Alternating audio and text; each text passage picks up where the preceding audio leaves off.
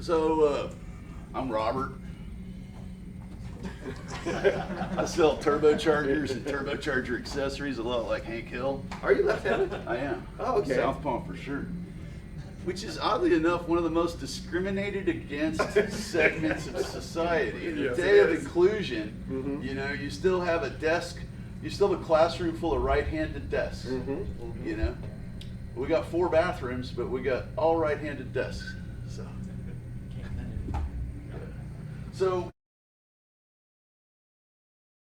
some DSMs, DSM, Evo, all of them. Pick up Mighty Mac truck. Yeah, okay, yeah. Pick 4G truck, DSM, Evo 9. It's Miata. You're a Miata. Yes. And then you got one of the coolest 1Gs I've ever seen. Yeah. So DSM. So we could talk about DSMs. We could talk about a lot of things. A lot of y'all. I was going to start with like how did I come to do this? Because that's something that people kind of ask me sometimes. But a lot of you like really know me. So who doesn't know me very good? You guys, you kind of new faces to me. Yeah. Okay. Yeah, okay. So I got started doing turbochargers in around '96. I was looking for a part-time job. I'd been a machinist to put myself through school, and I needed another part-time job. I got a job at a diesel truck service place, and one of the things that we did there was Navy contracts for turbochargers for generator sets, and another part of it did in-frame overhauls on truck engines and stuff like that. And that's how I kind of got into turbos. I was really interested in turbos. I didn't want to work in just another engine machine shop or a job shop, and so I specifically sought out a turbocharger company that repaired and fixed turbochargers. So I was like, yeah, that's what I want to learn. So that's where I want to get a job. I want to get a job where I get to touch turbos all day long, because I was really into turbos. It was the mid-90s, and the idea of air-cooled Volkswagens with turbos on the back of them doing 100-foot wheelies and stuff was just the coolest thing I'd ever heard of. It was all I could think about. And one of the first turbocharger conversations I ever had was with a guy at CB Performance, which was Claus Buggy's Performance out in SoCal, and big air-cooled Volkswagen outfit. And looking back at it, I asked some of the dumbest questions that I could have ever asked when I finally got this guy on the phone. I don't remember what his name was, Bill or something. And I'm telling him all this stuff, what cam I want to use, what all this other stuff, and I what kind of turbo do I need? He goes, you need a 60-1 P trim. Oh yeah. So everything I told him about what I was trying to do didn't really matter. Yeah. If you got an air-cooled Volkswagen, you put a 60-1 P trim on it, you're done. You go drag racing, you make 300 horsepower on an air-cooled Volkswagen with alcohol, and you have a good time. So things have come a long way since then, as far as what turbochargers are and what they can be versus what they were. But that's when I got started. It was in the 96, 97. And at the end of the 90s, we were already starting to I started to realize that you didn't have to build a turbocharger the way the book said the turbo was supposed to be built. You could build a turbocharger however you wanted. You could use half of this turbo and half of that turbo. You could take this turbo and change the turbine wheel in it. You could change that. You could take the compressor wheel. You could use a different cover. Oh wow, that cover's got a 3-inch outlet. I'm going to use that cover. And so that's how I kind of got started in it. And I'd always really liked the 1G Eclipse. They're expensive cars in the 95, 96. The 1G Eclipses, those were expensive, lightly used cars at the time. Technically intimidating cars at the time, but they were really interesting, and so I was like, that's really what I want to get involved with, is those, not the air-cooled Volkswagen. So we have the air-cooled Volkswagen in storage, and we need to work on DSM. So I met some guys in Oklahoma, the MDSOG or the MSDOG newsletter, guys, and Talent Digest and all that sort of thing. And made friends with some guys in Oklahoma, Jeff Carpenter and Chad Hogan, a bunch of other guys that were racing DSMs in Oklahoma, and a bunch of guys that are racing DSMs up here in the Northeast, because you see DSM like this. The reason we have it up here in Ohio is because this is kind of where a lot of the cars got sold. And this is really where the genesis of modding them was, thanks to Dave. Dave was a big pioneer in modifying these. Your early articles on Project Talon Yes. A big factor in kind of gelling all this together. So that's the late '90s, and that's like when I first started coming to the Shootout. Probably the first Shootout I ever came to. I'm not sure what year it was. I think it was probably '97, and a lot of fun. Just everybody was young. It's just to stay up all night, get up first thing in the morning, go to the track, grill burgers, drink beers, race all day. It was just good times. And the Turbochargers were my connection to all that. So a lot of fun just hybridizing them. Yeah. And one of the guys at the diesel truck shop that I worked with, he was like, he was a Spanish dude. He was Juan Garza was his name, and taught me so much about turbochargers when I worked with him. He was always like, man, you can't build that. Just the wrong parts. You've got wrong part numbers. And, you're making Frankensteins. You Dr. Frankenstein, man. He would always call me that, and so that kind of stuck. So the name kind of stuck. They were Frankensteins, so they were Frankenstein turbos, and so we did that. Level 1, level 2, level 3, and just kept making them bigger and bigger and bigger, and they started going faster, because people were limited to 20 Gs. People were racing 16 Gs and 20 Gs at the time. So here I am, 20 Gs, a 44 pound a minute compressor, and the people were running them on TiAL 5H turbo wheels, the same turbo wheel that came in the 14B. So not any increase in turbine flow, but just kind of going from 32 pound a minute compressor flow to 44 pound a minute compressor flow. They clipped the turbine to try to get some more turbine flow, which that's great. That's kind of like my size 10.5 shoe is too tight, so I'm going to put a 10.6 size shoe on. So it does help turbine flow a little bit, but it really doesn't do anything good for you overall. So that everybody was running those, and you had guys that were running 10s on 20 Gs and stuff, which is pretty impressive at the time, really. So we started to bump up from 44 pound a minute 20 G compressors in the factory TiAL 5H turbine wheels to Garrett TO4E compressor wheels.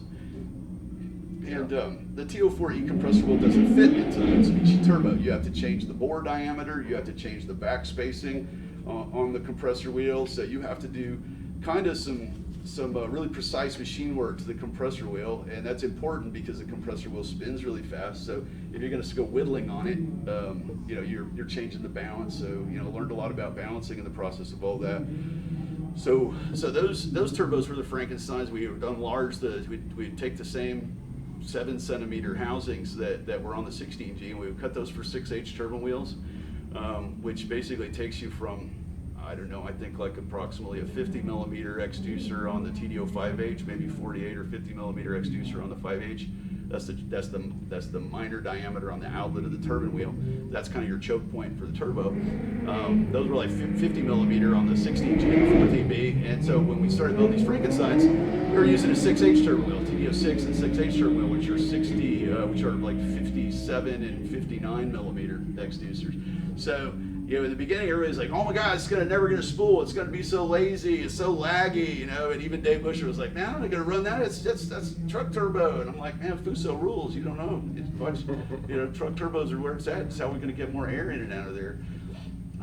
It's gonna be too laggy. Well, eventually everybody realized this and came to love them. That they really did. Like, instead of peaking out around 400 wheel horsepower, you can peak out around 500 wheel horsepower. So, when you come to Shootout, there were years when, we had a lot of people, in the fastest class of the event, running our Frankensteins. It was pretty cool. It was a pretty cool era. And so those Frankenstein turbos that we were running in the late '90s were basically a kind of a nice way to make 100 more horsepower than you could with a 20G. And there were different sizes of them. We had 3 different compressor wheels and 2 different turbine wheels. Later on, we started to realize that Greddy had released an 18G for the DSM. And so we get the 18Gs for the Greddy DSM turbo, and I'm like, wait a minute, this 52020 compressor cover casting, it's got a big 3-inch inlet made onto it. I was having to take Fuso truck compressor covers and press and weld a sleeve onto the inlet of it and to make it have a 3-inch inlet and get a nice big taper inlet on it. I was like, this is great.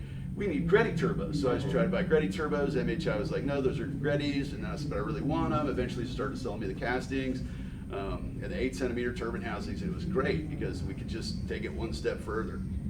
So that gets you to right around 1999-ish, and that's when I started Force Performance in its current incarnation, and it was at that point we started to realize that trying to really depend on MHI for all the parts we needed was going to be maybe not the best idea, because their idea of selling and distributing into North America was kind of like, we really don't care. Yeah, and the same thing was happening. It wasn't just Mitsubishi doing that. It was Garrett doing that to companies like Turbonetics, and that's why Turbonetics started casting their own parts and doing this, because you couldn't get it. The turbocharger manufacturer didn't give a crap about the competition vehicles out there and stuff at all. It was all about big diesel trucks, and that's where the money was at, and that's where they saw the bottom line.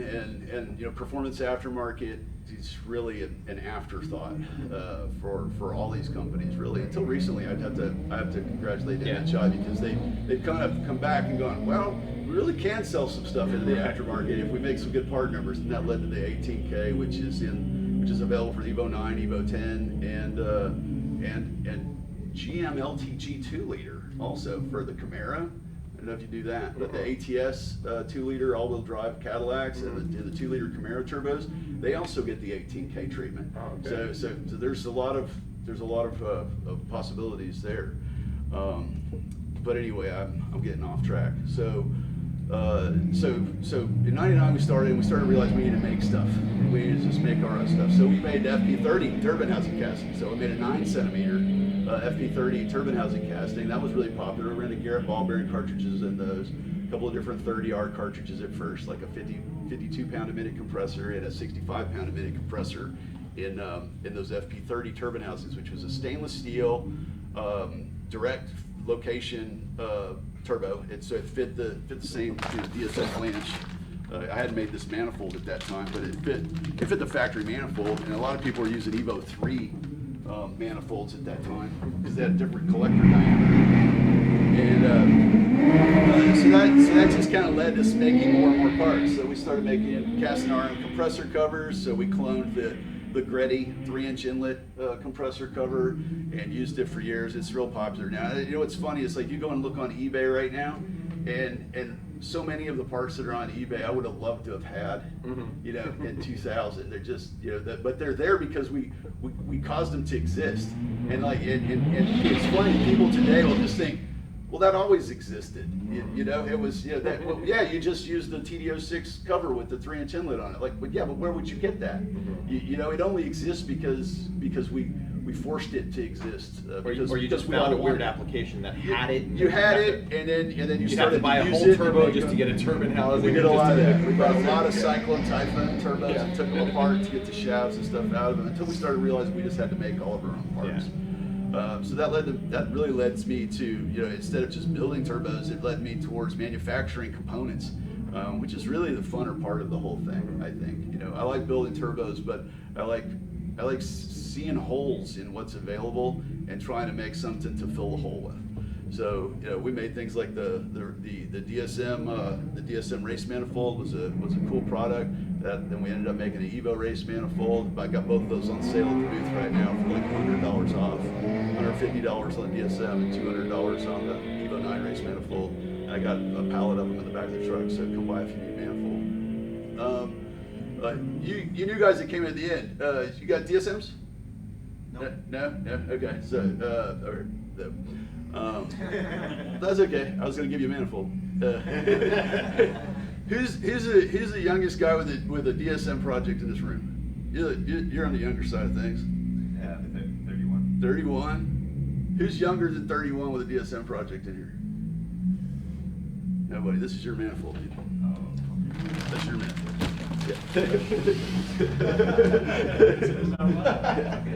So making things, is turned out to be a lot of fun, and I still enjoy making things. And making things, and TiAL has always been a great partner with making things, because they make their own wastegates. Matter of fact, they make such a great wastegate that it's pretty much become the worldwide standard for copying a wastegate. Yeah, you'll see if you see a wastegate somewhere, it's probably a copy of a TiAL wastegate. It's probably not the actual TiAL wastegate. It's probably a Chinese clone of the TiAL wastegate. But that's just testament to what a great part that was. It's such a cool part that everybody decided they wanted to make it too. Yeah. You know. And everybody takes it for granted that all wastegates were that good. Were that good? Yeah, and they were not. There because was, you were the HKS wastegates. They just you put them on the car and then Yeah. they're all clean and beautiful and and everything. And then like 2 weeks later, it's just rusted. Yeah.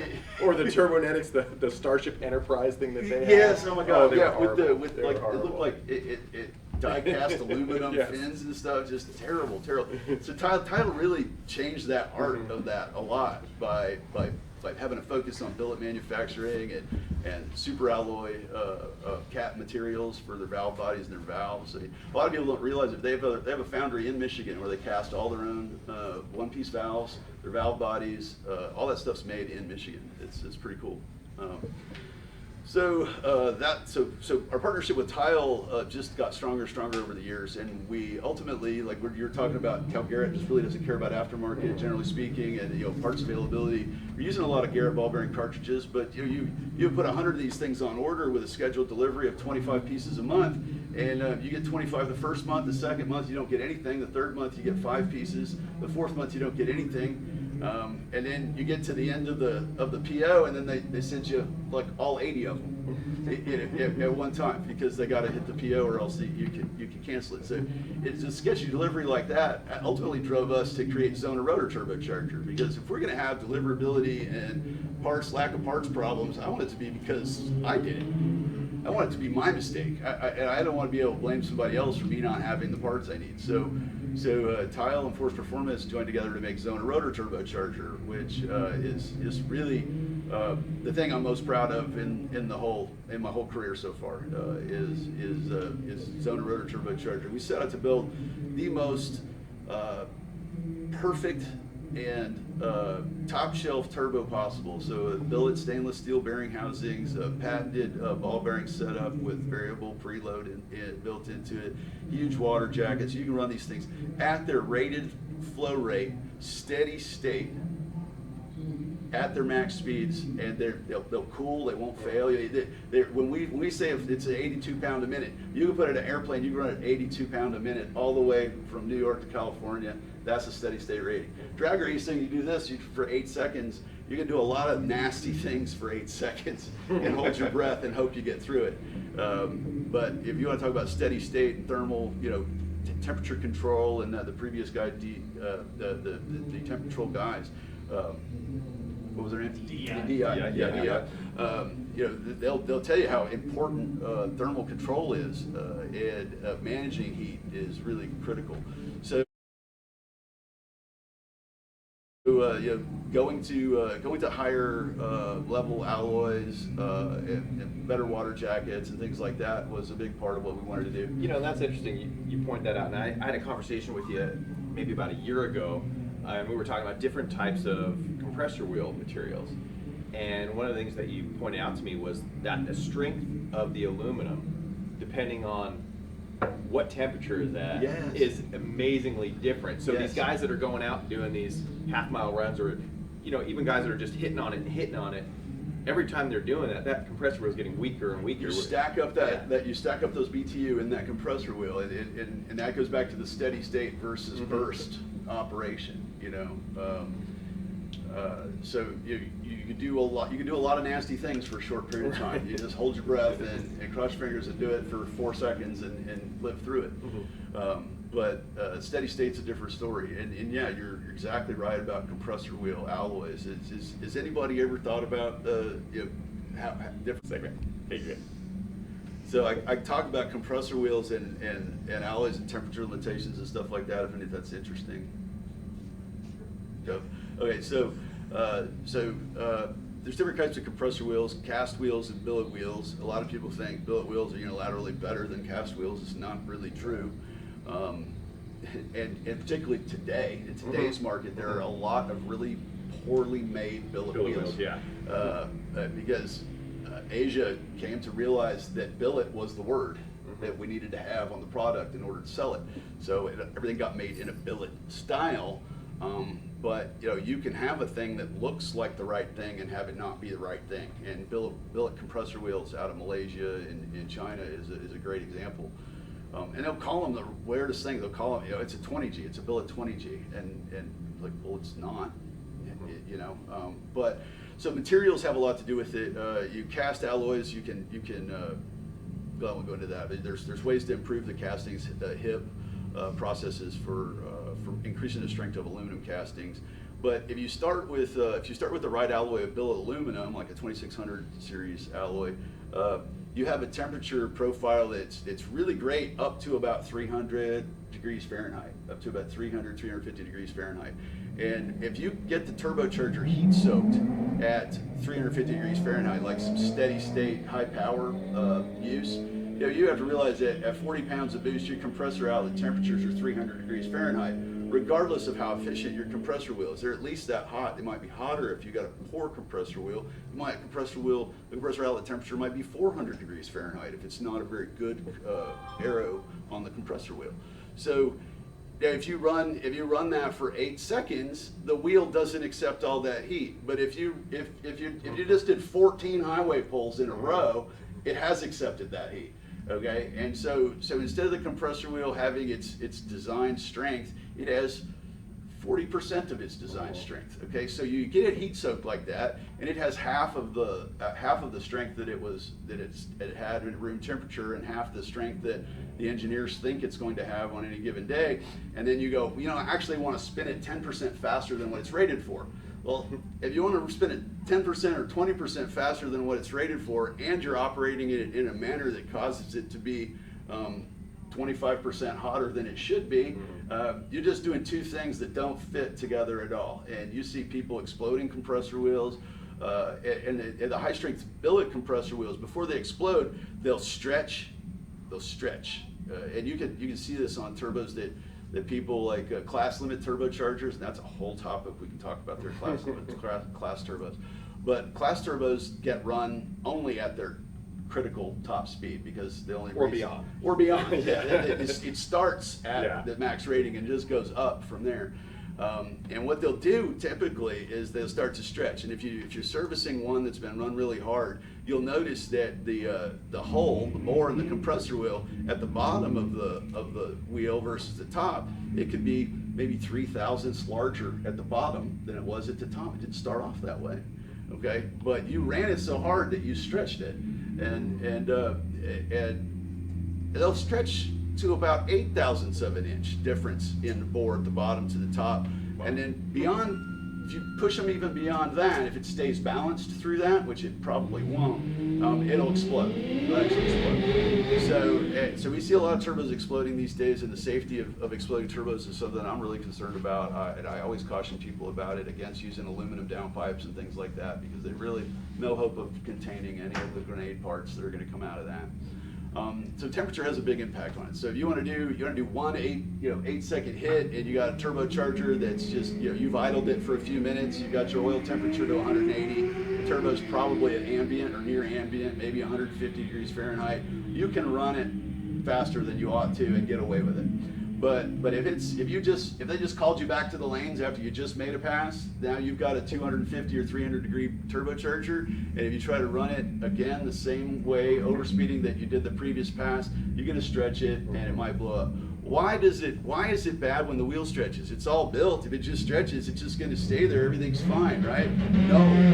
Okay. When the compressor wheel stretches in diameter because you're spinning it so fast, you ever play that game where two people hold each other and spin around a circle? Well, you let go, you fly away. That's what's happening in the compressor wheel.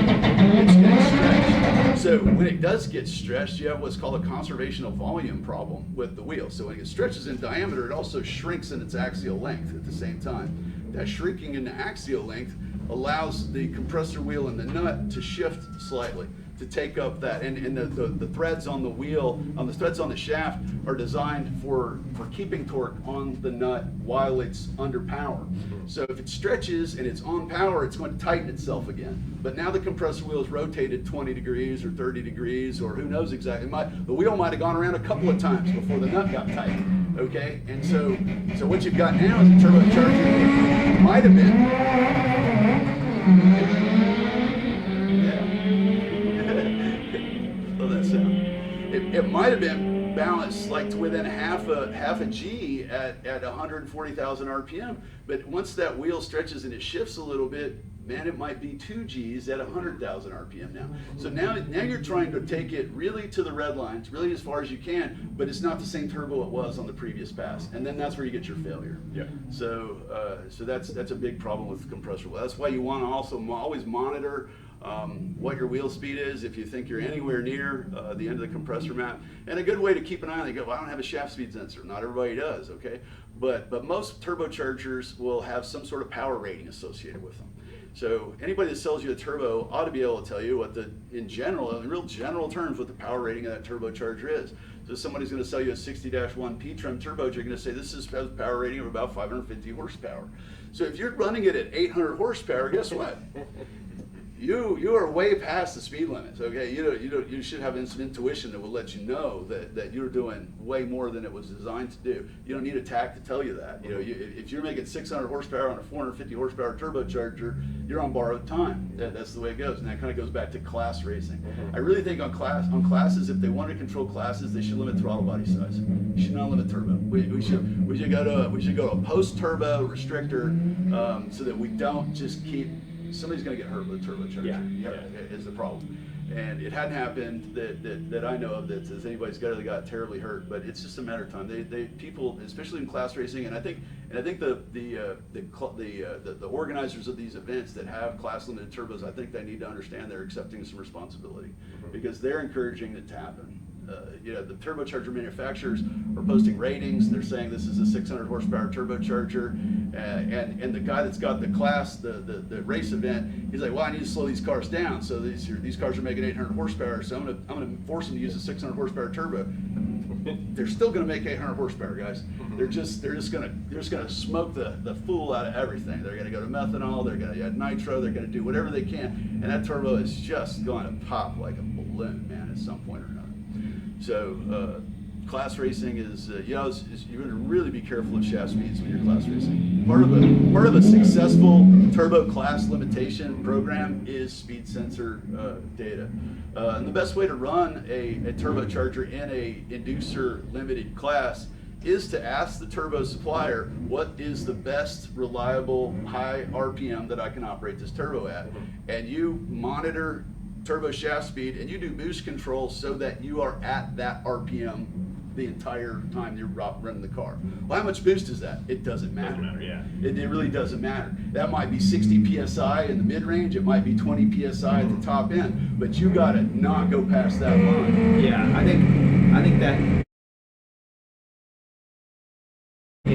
how much boost will this turbo make? You get that question. That's the worst thing. And anybody who starts talking about performance and turbochargers or engine, and I want to be able to run 65 pounds boost. Why? Like, that's just an arbitrary number. It means nothing. If you tell me you need to make 1,000 horsepower, okay, fine. Let's figure out how to make 1,000 horsepower at the lowest boost possible. Yeah. That's really the best setup. Easiest on all the parts. Yeah. And that's, you package planning instead of just boost planning. And, even beyond like, hey, how much boost can this run? You get the EMAP crew these days. They're like, oh, it's too much back pressure. They'll tell you it's got too much back pressure. They haven't even measured it. But they read that on a forum. The back pressure's bad, so we don't want it. But you're gonna have to have some back pressure. That's where you're paying for your compressing at. So you do have back pressure, and that's another great topic is how much back pressure, 2 to 1, 1.5 to 1, 1 to 1, 0.8 to 1. On some of the real cutting edge stuff like the Zona rotor stuff, we have cars that can operate at 0.7 ratio, like less EMAP than boost. We have cars that can run 40 psi boost pressure and have 33 pounds of EMAP. And that's just that comes down to project. So where are we at time wise?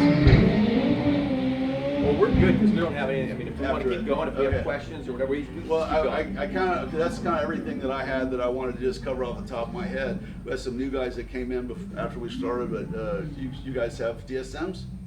Cool. Oh, yeah. I have a 91 and a 95. 91 and a 95. Yeah, Wait. 95 and 96 Good. and 91. Good. You nice collection going. Yeah. 91. 91. All right. You guys down there? I know you got too many. Yeah, I got 4 going Tom. Yeah, Tom Dawes. Dawes. Yeah. You guys DSMers down there too? Yeah, Cool. 98. 98? Yeah, cool. So who has just a general question like, hey, well you said this, but I think that's wrong, or something. Just hit me with something. Who's got something? Go ahead. So like for your turbochargers, you have like some kind of like oil recommendation on like what type of oil to run, and I noticed in the charts it's always like like zinc content and phosphorus. Is there anything else important in those oils, or is it really just the zinc and phosphorus? When it comes to that's a great question. So the question there was like, I do have a document where I recommend certain types of oils and viscosities, and I say these are good and these are not good, and that's a document that's like 12 years old now. Actually, I probably ought to update that with some current products. But thanks for that question. So the ZDDP is really the bottom line on that, and that's what I was really going for with that document, was to direct people to oils that contain high levels of zinc and phosphorus, the ZDDP additive, because when you launch the car, of course, if you're doing a real good job, gravity is kind of at a 45 or a 60-degree angle for you, going backwards when you launch the car. So all that oil goes up in the back of the pan, except for you ballers with the dry sump systems, okay? So all that oil goes up in the back of the pan, and you were on the two-step for 3 seconds, so a third of your oil's in the valve cover and hasn't come down yet, 2/3 is in the pan, and then you just hit it with 2 Gs of 1 G and 1 G, so most of your oil is at a 45-degree angle on the back side of the pan at this point. And you'll suck some air. A lot of time you'll suck some air. If you've got a good enough tire on there and you're cutting a 60-foot close enough, tight enough, you will suck air when you do that. What happens to oil pressure when you suck air at the pickup? It gets foamy, okay? So you can sink a boat by having a methane plume come up out of the ocean and have bubbles under the boat instead of water. The boat will just go right down into the bubbles, man.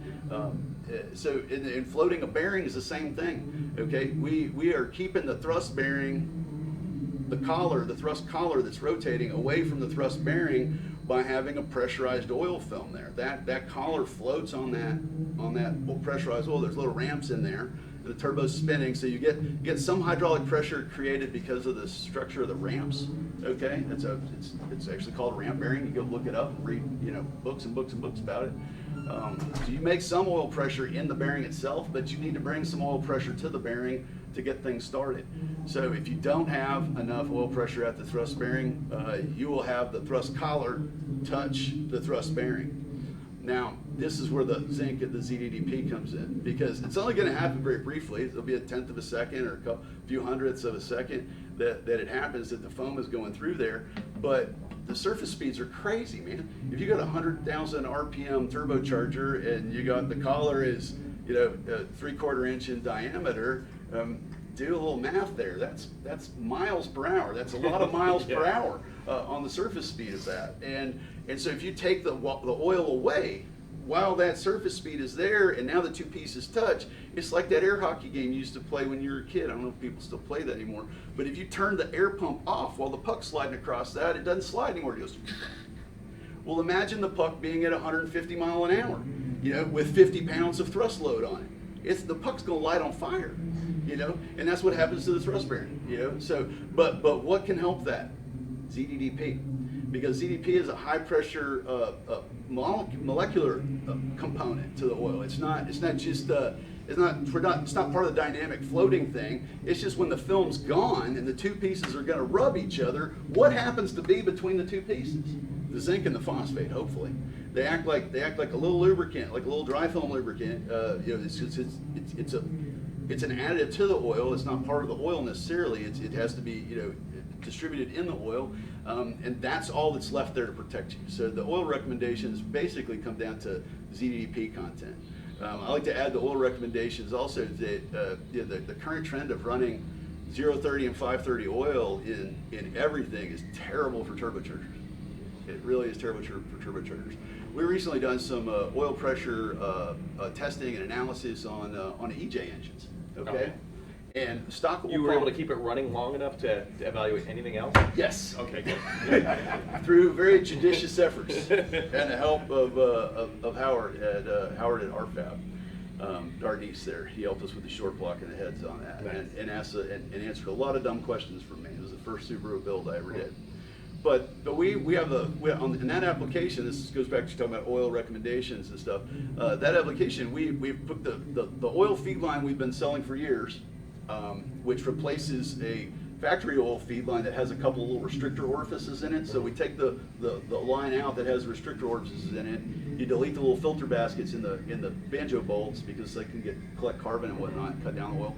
And you replace that with a dash 4 braided line that we would sell. So with that, with our existing line kit on it, you get the car heat soaked to 210 degrees, and that oil pressure at the turbo would be between 3 and 5 pounds of oil pressure at idle.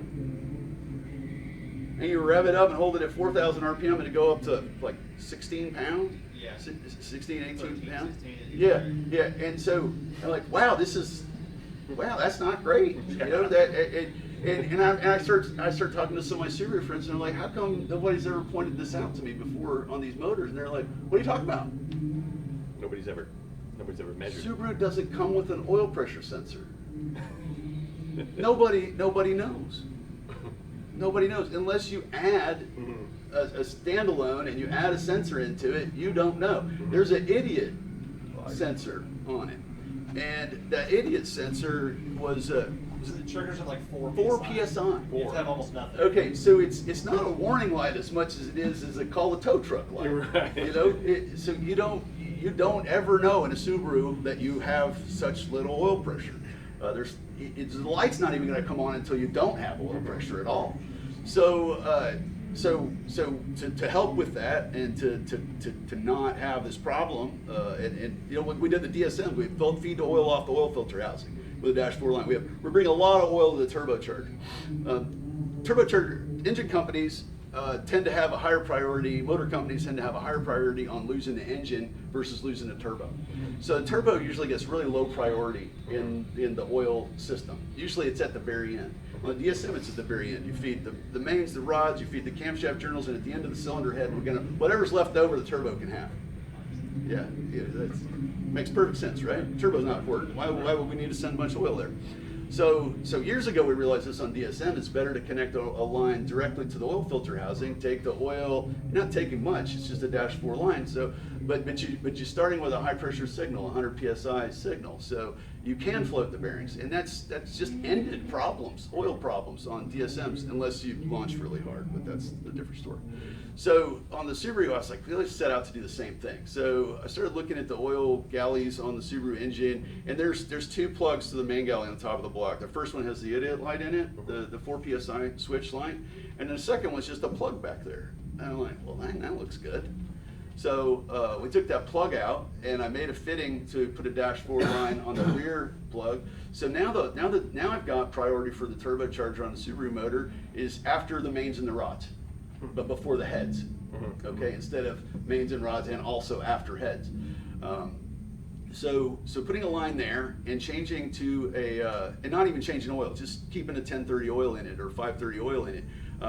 We doubled the oil pressure 15, at idle. PSI. Yeah. Nice. And then doing the line and then changing to a 1040 oil, oh heaven forbid.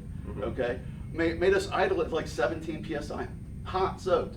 Okay, so we got 200 degree Fahrenheit oil, we got 210 degree Fahrenheit water, and we're sitting there idling with 17 pounds of oil pressure because we got a 1040 oil in it and we got the new line. And that's just going to keep you from having turbocharger problems on the Subarus. That's a new product for this year, or for the beginning of next year. We're about to release it right now. But oil, that's a great question. Why ZDP? Because sometimes the oil's not there.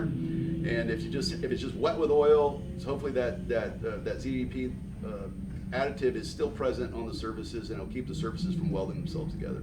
It was a bigger problem in the past. We had steel on steel. We had steel thrust bearing and a steel collar. So a steel on steel bearing, steel bearing with a steel collar, really critical that you don't let the parts touch because they're the same material, okay? So they're stronger, it's a stronger bearing, and it can hold its shape and deal with more abuse, but now it's kind of finicky when it comes to like being lubricated with bubbles.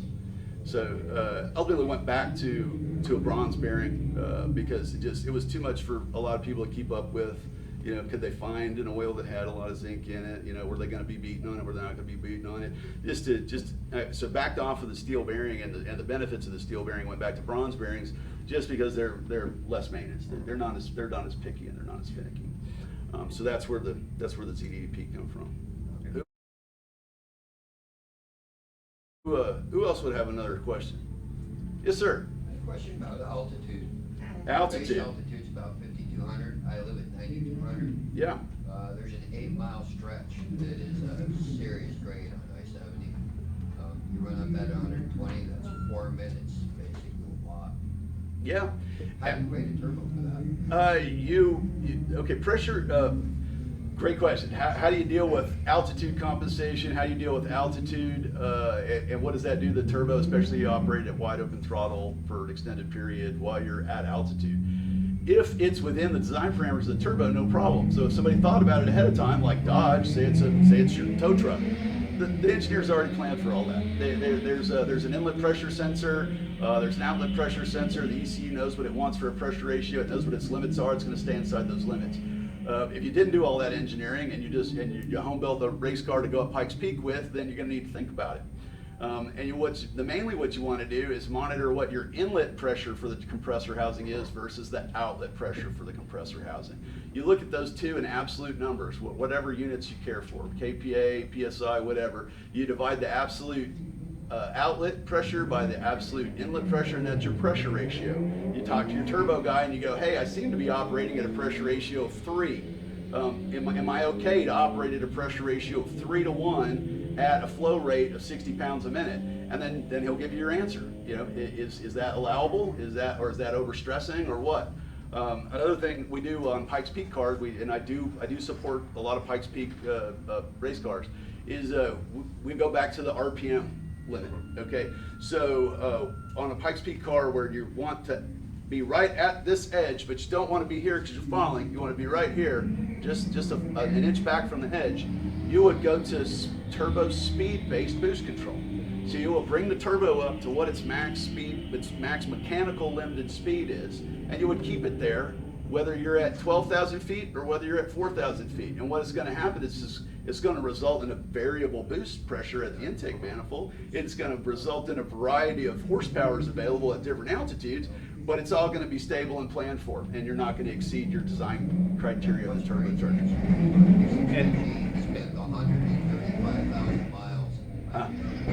Yeah. And I've turned it pink a lot. Yeah.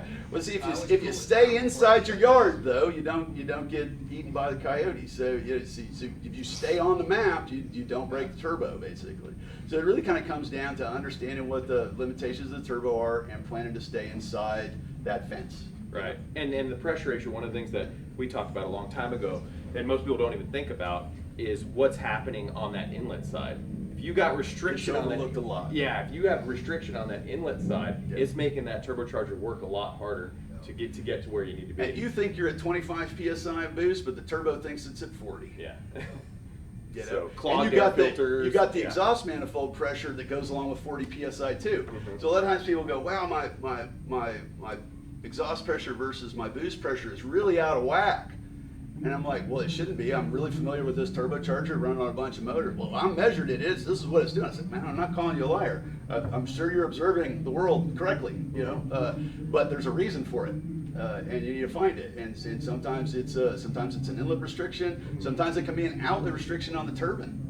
So you can have a flex section, or maybe you didn't realize that you loaned the car to somebody and they drove over a boulder and pinched the exhaust pipe shut. You know, if you've got 15 pounds of pressure in your downpipe and the turbo wants to have 30 pounds of drive pressure at the turbine inlet, guess what that means? You got to have 45 pounds of turbine inlet pressure in order to get 30 pounds of drop across the turbine to put the required amount of work on the shaft.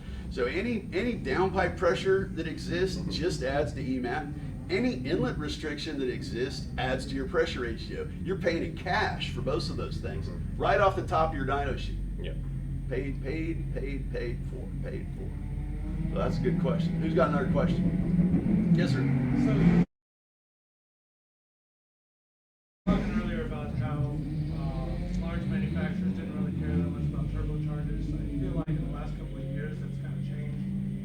Mitsubishi with the 10th gen Civic making the 500 Yes. horsepower or whatever. You've got Warner making the EFR turbos. What's some of the really exciting technologies that are coming out that are brand new that really excite you these days? I tell you what gets me excited about new turbochargers is that we're going to better and better alloys on exhaust housings almost unilaterally. Like Mitsubishi does the turbochargers for the McLaren 720s, for example, and the 3.8 liter earlier models also.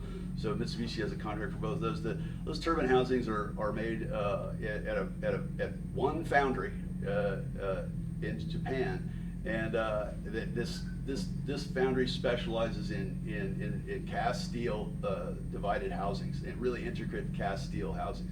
So I love seeing that all these new manufacturers with sophisticated turbocharger systems are embracing these higher alloys that tolerate these higher EGTs better. And I like seeing the shift towards solenoid controls wastegate actuators rather than pneumatic actuators.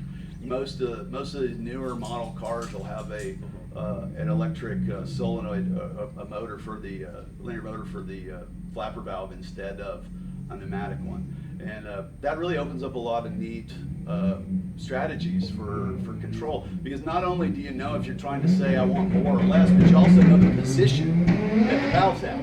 A lot of times on a pneumatic wastegate, you go, well, I got the boost controller cranked up all the way, but you're like, is the gate still opening? I don't know. It's making 800 horsepower. It's fire spitting out of it. It's loud. I can't tell you if the wastegate's open or not. But if it's in your ECU and you know that the wastegate position is 33%, well, that's how much it's open. It's open 33%. Okay, I got a quiz question for everyone here, and I'm going to ask you, and if you think the answer is yes, I want you to raise your hand. When the wastegate opens on your turbocharger system, does your exhaust back pressure go up or go down? If you think it goes up, raise your hand. The wastegate's open, controlling the boost. Does your exhaust back pressure go up or does it go down? Are you measuring that in the manifold, or? You're measuring in the manifold exhaust. You think it goes up? How many people think it goes up? Anyone else? You're all wrong. It's a trick question. It goes down. You changed it to manifold. I was like, I don't Yeah. know. It'll up in the exhaust, right? You're So- relieving so pressure you're off the manifold. Before the turbo, your pressure will actually go up, because when you open the wastegate, now your shaft speed went down. So now you're getting less flow through the shaft. You're getting more through a wastegate, but less through the shaft. And you'll notice it when you look at your data log, oh, my wastegate just opened here because I just saw my exhaust manifold back pressure go up. So it's one of those things you don't think about. So one of the things you can do, I mean, if you have the best match turbo is the one that never needs the wastegate open. Yeah, I mean, free flow. Yeah, so that is, kind of your best situation. And one of the things a lot of people do, because of the advent of the 4-port boost control solenoid, they think, oh, I can get away, I'll put a 6-pound spring in there and I'll run 30 pounds of boost. And you can, and maybe that's something you could do or might have to do on a front wheel drive where you don't have the traction and you need that wide range. But it's also a way to throw away just loads of mid-range torque. If you know your minimum boost you're going to run is 20 pounds, put a 20-pound spring in there and boost control above and beyond. Do you disagree? Or no, I don't disagree at all. And trying to use a sophisticated CO2, low spring pressure, multi-port solenoid and everything is definitely like grad school sort of approach to boost control. The old rule of thumb is like, if I use a standard interrupt style manual boost controller, and I've got a 10-pound spring, I can make 20 pounds of boost. That's a great rule of thumb to stick with. So if your target is 30 psi, I like to put a 20 or 25-pound spring in there and have 5 psi of control. That way you got a lot of spring authority. You're not missing the mid-range because weak, it might be opening early. You put a 6 psi spring in there and you're trying to deal with duty cycle and send CO2 to the top of it, you may or may not be doing a good job of that. So you may or may not be doing a good job of that. So, did that answer the question? Yeah, okay. I actually want to add to that a little bit. Something really interesting that, if it's a really soft wastegate spring, the exhaust pulses will actually, you can knock it open a little That's bit. excellent. That's an excellent point to make. And if you put a linear position sensor on the wastegate, you'll see that. You'll see that. And even though you have CO2 in there, the valve is moving a lot. okay, because the spring authority is not there, and the damping is only from the CO2 gas, okay, that you're adding to it. So it's not very well damped. It's a light spring, so it can be very excitable. And people go, well, why did I wear that wastegate out? It's only 2 years old, but the guide's all floppy and the valve has all the coating wore off and everything. Well, because you had a CO2 system on there, you had a light spring, and you're running I don't know, a 50 hertz control signal to it. So 50 times a second, it's actually, since they said they're wiggling the whole dang time, it's not just out of position. Electric control, you go, I want it at 33% open, and it just goes 33% open. It sits right there. It doesn't wear the parts out. You see, like a BMW 335 boost control on those is a vacuum solenoid, a vacuum actuator instead of a boost actuator. So the actuators on those are not normal, okay, in a sense. So there's a lot of activity on those, and you'll see a lot of 335s. One of the failure modes on the factory turbos is that they actually just wear out the bushing on the flapper arm for the housing. It gets all rattly and so it starts leaking out of there, and it turns out it's one of the wear locations on those turbochargers for sure. And don't feel bad for missing that question. I thought the same thing until I just logged it. And that's the thing, the more data you can log, you can get a much better matched turbo for your project if you can give the manufacturer these specs. This is what I'm doing, this is what I'm seeing, and this is where I want to go. It takes 2 points to create a line, and that's it. And if you have those 2 points, you can get real damn close. Yeah, you can. Another thing to remember about EMAP is that as you're driving the turbocharger to a higher and higher speed, you're consistently going to have to increase the drive pressure to do that. So it's not. A lot of people go, well, what was the back pressure? Where? Right before I shifted, or at the beginning of the next gear? Because they're going to be different. You're going to have lower EMAP at the beginning of the next gear because you have lower shaft speed to deliver that amount of mass flow. You're gonna, at peak RPM, when you're near the max RPM of the turbo and the engine, it's going to take an enormous amount of EMAP. So the EMAP, you look at EMAP and it'll steadily rise. The way you have a hold of flat boost pressure, EMAP will generally have an upward slope to it, and you'll have a peak in EMAP near your engine RPM max. Yeah. So, who's got another question? Yeah, yes, sir. Not so much a question, but could you tell us a little bit about your time that you went to MHI in Japan and studied with their engineers? What a fun trip! Yeah, that was a fun trip. I on that trip I kept saying, well, I'm going to come back. I'm going to come back over time. I never went back over, but that was fun because we had Mitsubishi was kind of considering. I didn't even realize how much they were considering it, but they were considering doing more aftermarket stuff like they had done in the late 90s, and they had some performance turbochargers. They got involved with Greddy. They did the T78 and some 18Gs and 20Gs and stuff like that. But I was buying a lot of stuff from Mitsubishi, a lot of turbine housings. I still use a lot of genuine MHI turbine housings because, like I said, I'm really partial to the foundry they use, and I'm really partial to the quality of their divided turbine housings. That's unparalleled.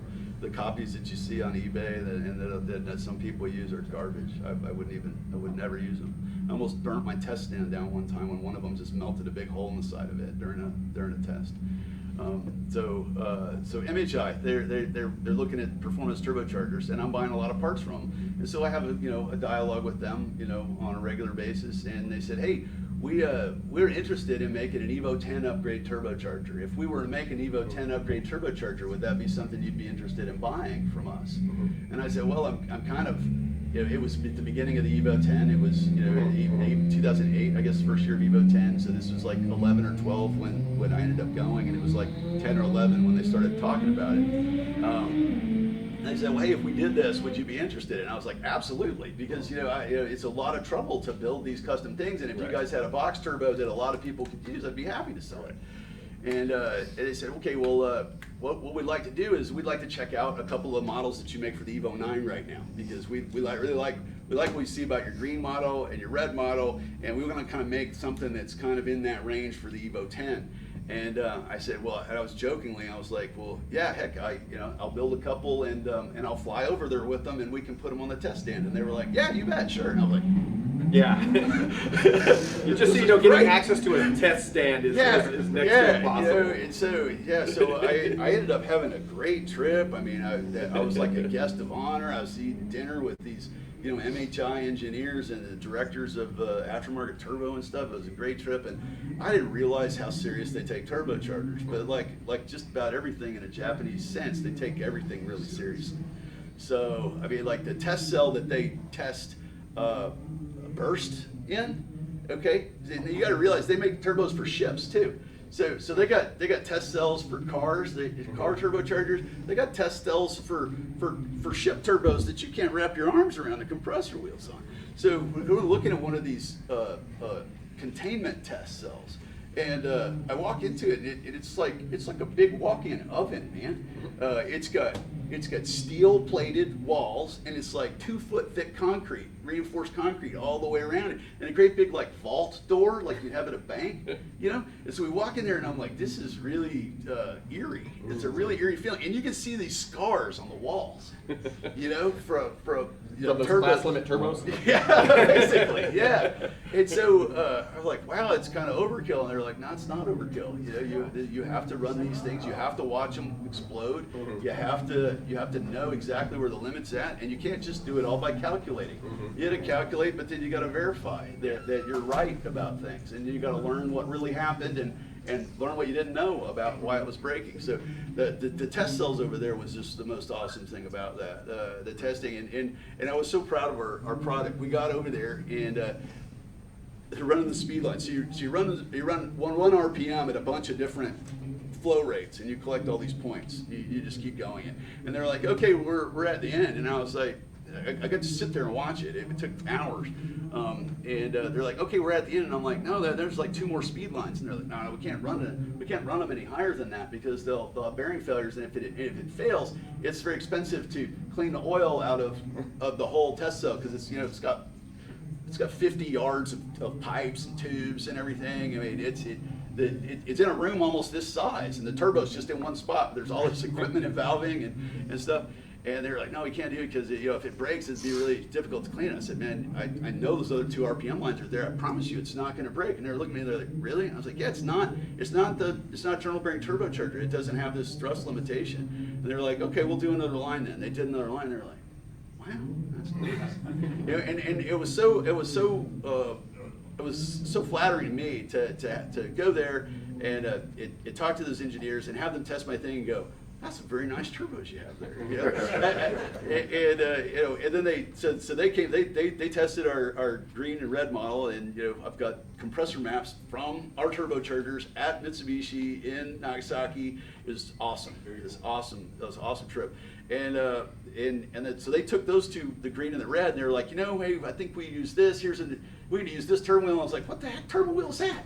They're like, oh, that's one you hadn't seen before. We just pulled it out. It's like halfway between a TiAL 5H and a TiAL 6H. And I was like, it's only got 9 blades. They're like, yeah, it's a very nice turbo wheel. Where do you guys get this stuff? They're like, we have thousands of turbo wheels. And I'm like, I had no idea, because we just don't see them in everything.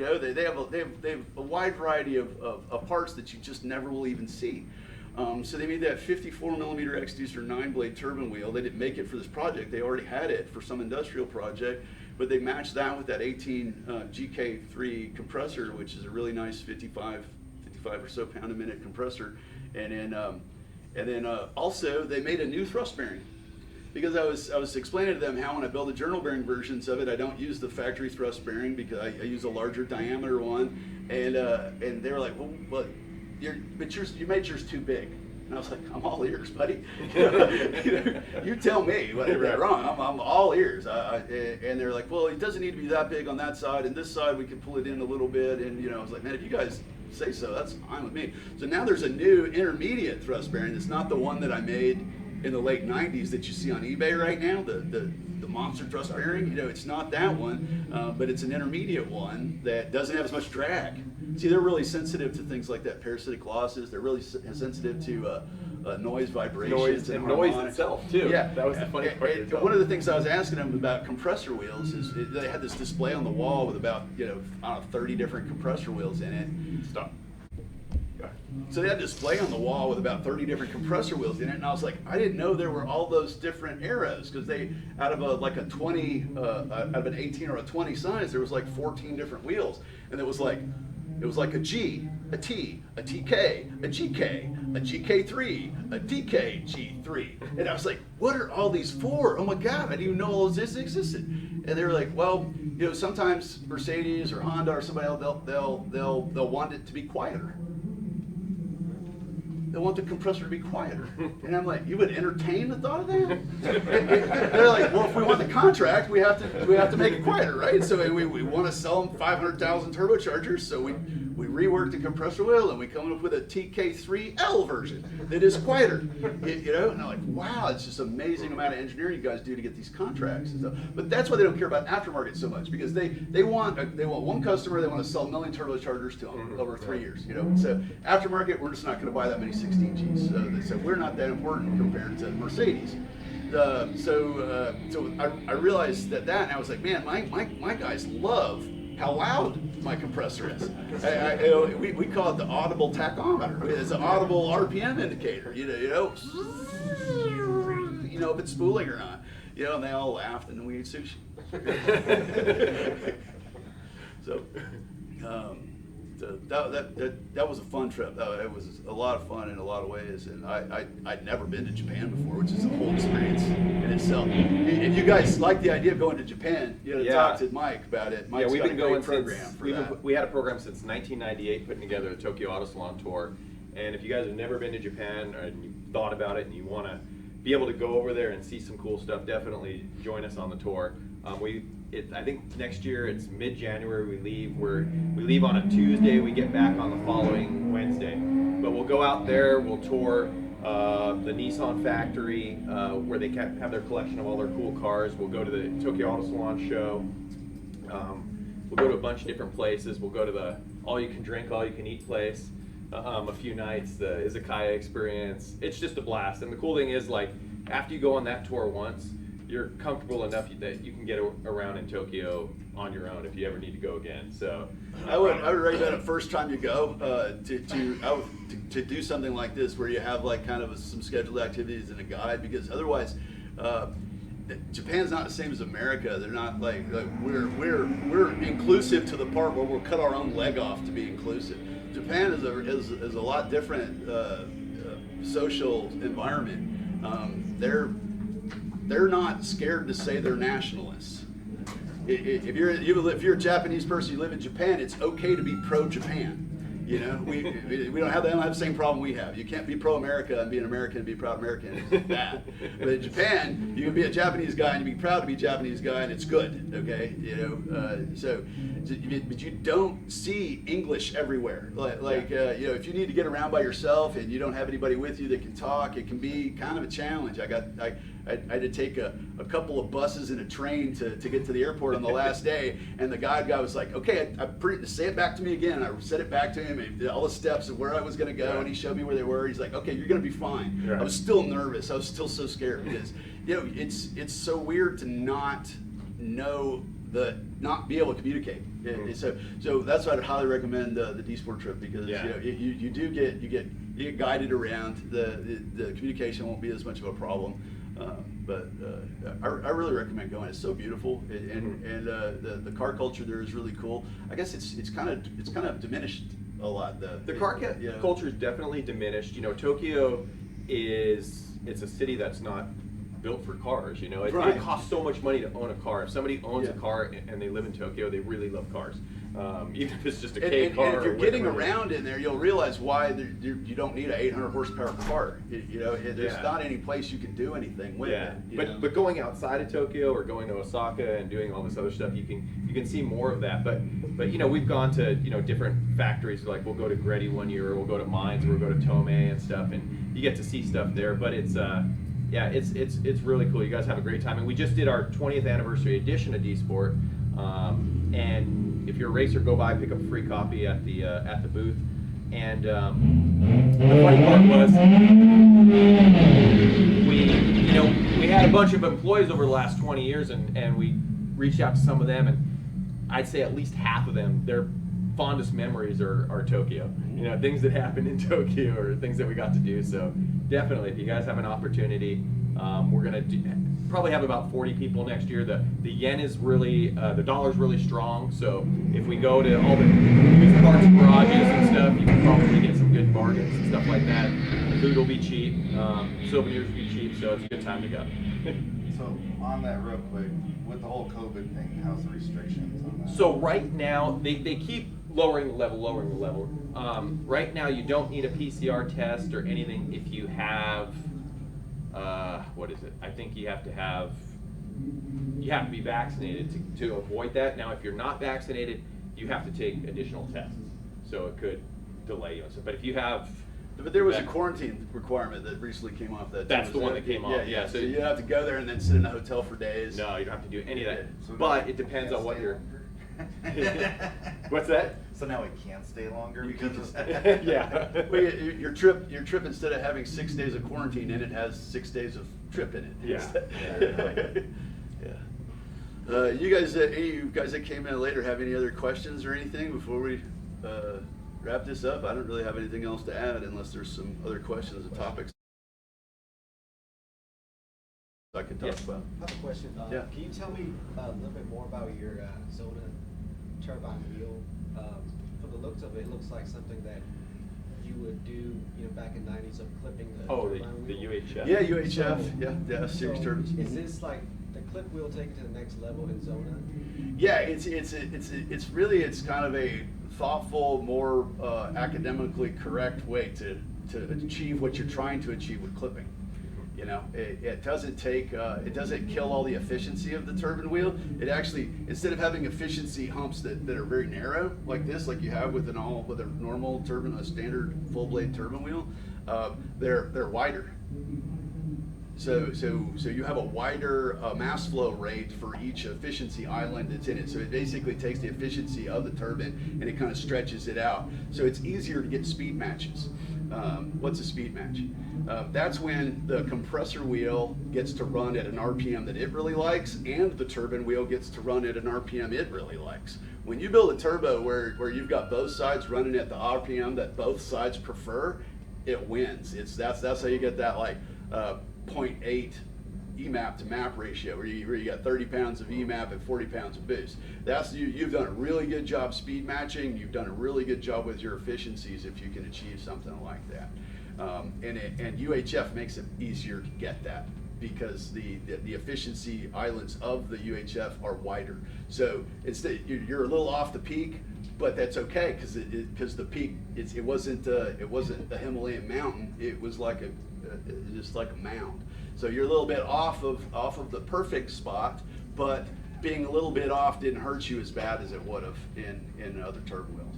But the key thing about the UHF and why it's useful and an improvement is that it lets you have a low inertia turbine that has a lot of inducer area. That's the inducer tips where the air first touches the turbine. It lets you have a lot of inducer area, but not a lot of blockage area in the outlet part of it.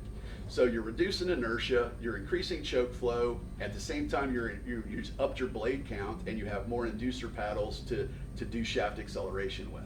So that's just everything that a UHF does is a good thing. And that's one of the reasons it works so well.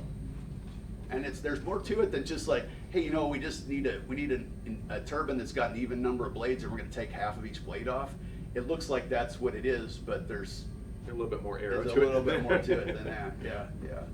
So, but thanks for asking that. But the UHF is a great way to increase choke flow, increase shaft acceleration, and increase the likelihood that you're going to have a great speed match with your compressor.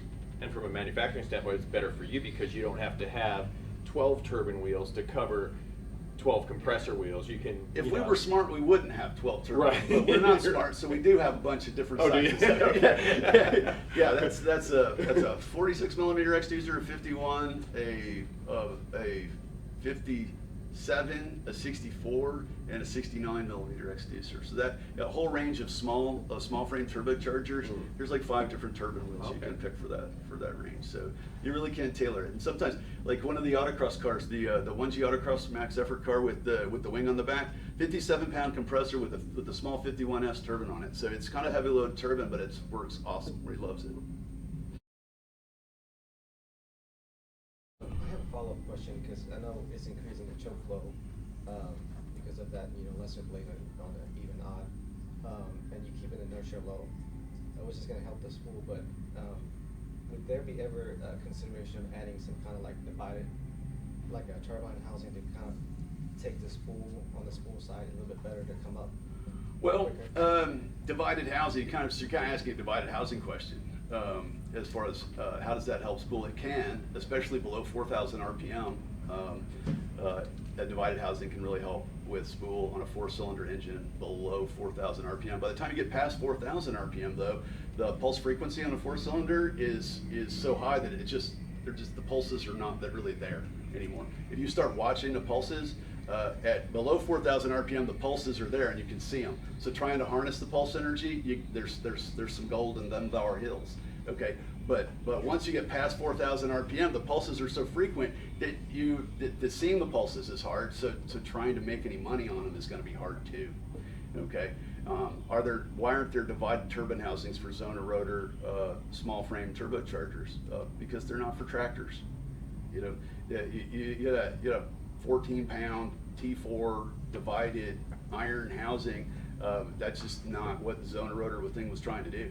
So the Zona rotor stuff is we like a nitronic or a high grade stainless turbine housing for that, for safety, for lightweight. You generally can, and also on the UHF, you get to really come down one AR size from where you were. So like say you had a 68 millimeter Zona rotor with a 68 millimeter turbine wheel in, and you're running a 103 turbine housing on it. When you go to 69S, you get to run an 82 turbine housing. So it helps shaft acceleration even more, okay? But you still don't choke flow because of the turbine being the UHF design. So it's kind of a new card. It's kind of a new thing to play with as far as sizing and speed matching and turbine housing selection. But one of the big things that I didn't mention and I should have said about UHF is you get to run one size smaller AR in a lot of cases. We got guys out there running 105, 105 pound a minute, 72 millimeter inducer, 69S, making 1,000 horsepower with 82 AR turbine housings, and having wide power ramp. So, that's a good question. Turbine housings. We'll probably end up making some divided turbine housings at some point, but there's so many other parts to make right now, and we're not a multinational billion-dollar company. We're a small made in America kind of company, and we cast all those housings in Michigan at the TiAL plant. So we have some manufacturing limitations on volume and cost and things like that. And we're just not ready to outsource any of that yet. So, anybody another question? No? Man, thank y'all so much for listening to me talk today. I really appreciate it. I always enjoy coming and talking at these things. It's always a good time. Always good to see you guys. Some of you guys came in late. You didn't get in on all of my koozie throwing and t-shirt throwing and stuff like that. Come by my booth and see me. I'll make you a deal on some t-shirts and give you a t-shirt and stuff like that. Also, I got DSM manifolds on sale.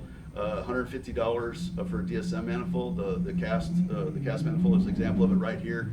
I'm not sure what the regular price is on that, but that's $100 off or something like that. I got some Evo 9 cast iron manifolds here. Those are on sale for the event. I don't have very many of them. I think I have like 3 or 4 of them. Those are on sale for $200 a piece, and that's almost $100 off or something on those too. And I have someone with me, and I do not want to take them back to Texas. So if you're in the market for a cast iron manifold, come by and see me. I'll probably be desperate tomorrow afternoon. So if you're try to lowball me tomorrow afternoon about lunchtime, it'll be a great time. Come around and lowball me on some display merchandise. Yeah. So with all that said, I will wrap that up. Thank you so much. Thank you.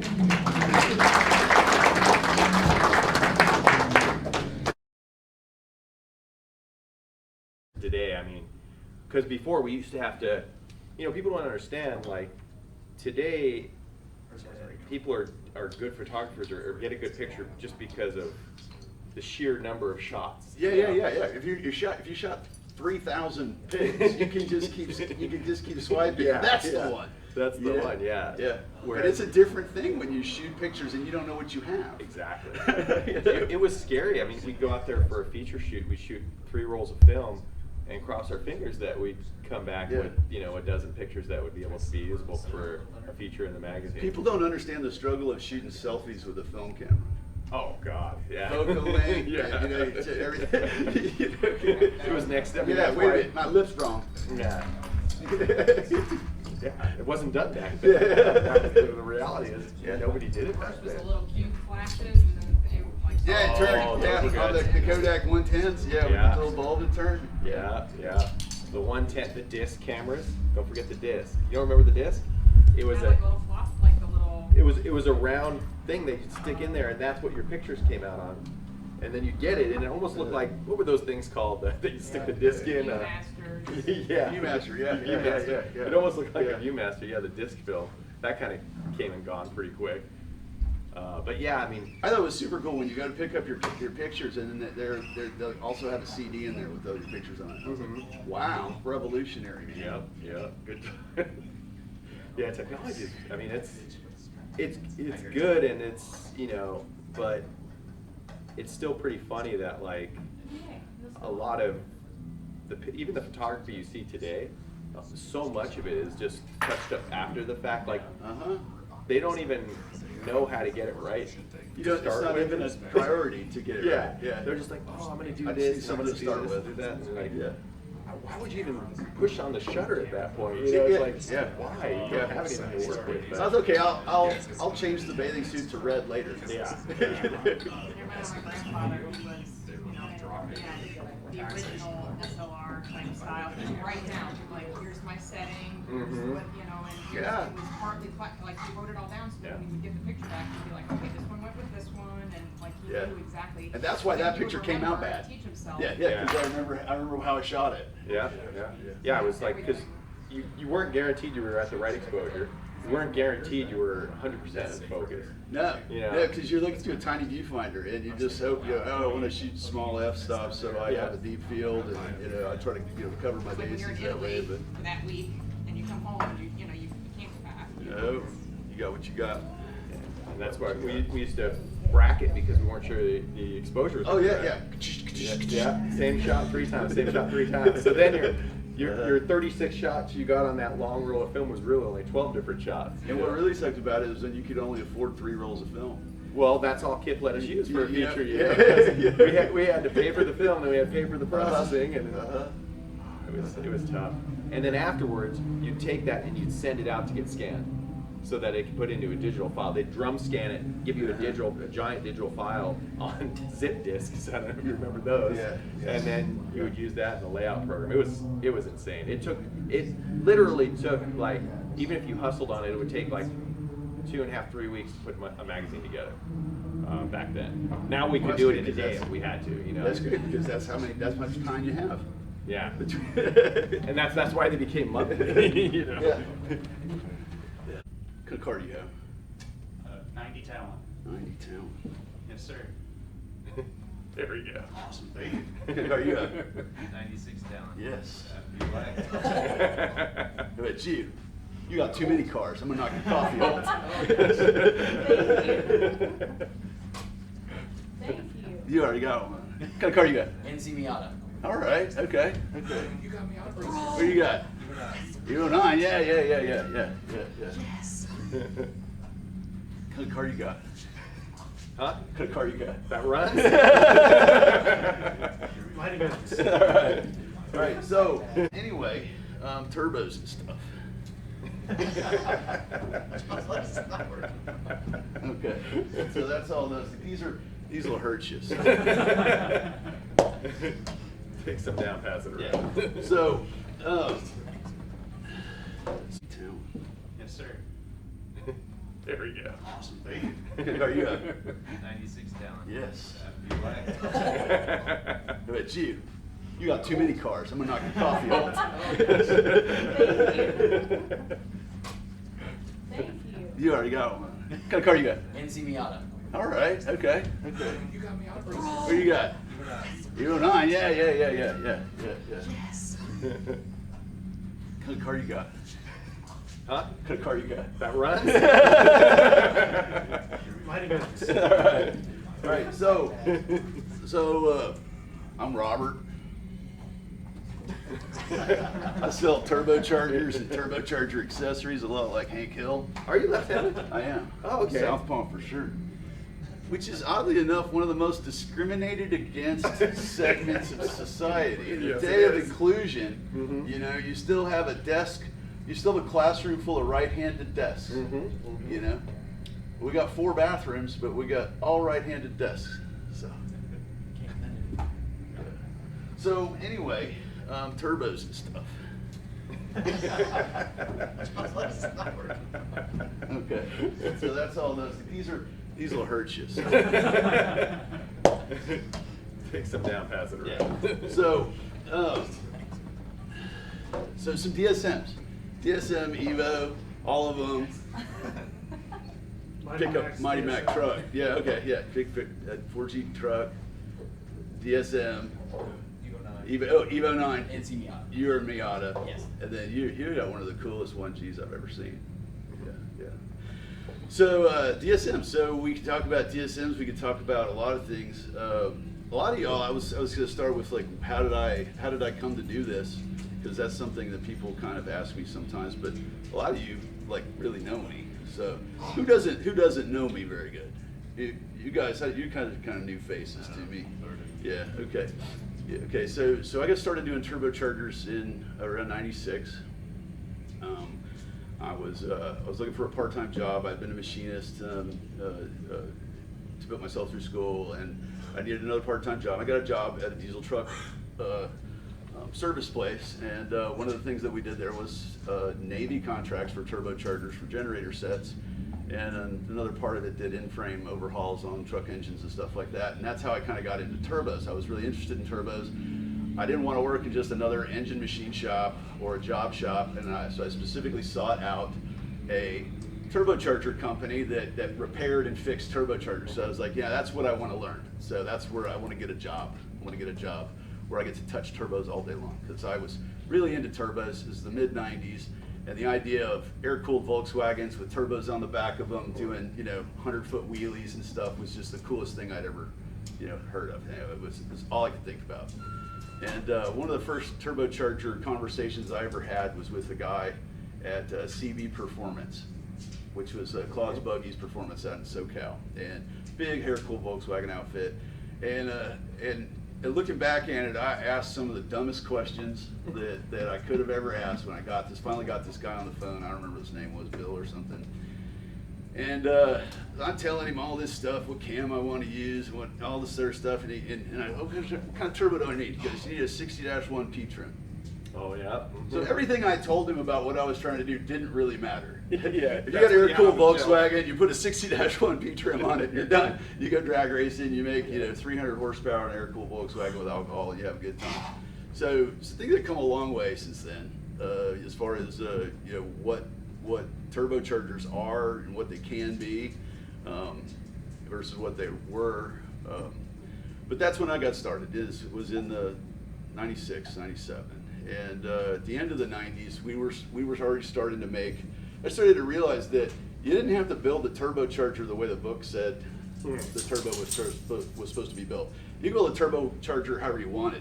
You could use half of this turbo and half of that turbo. You could take this turbo and change the turbine wheel in it. You could change that. You could take the compressor wheel. You could use a different cover. Oh wow, that cover's got a 3-inch outlet. I'm going to use that cover.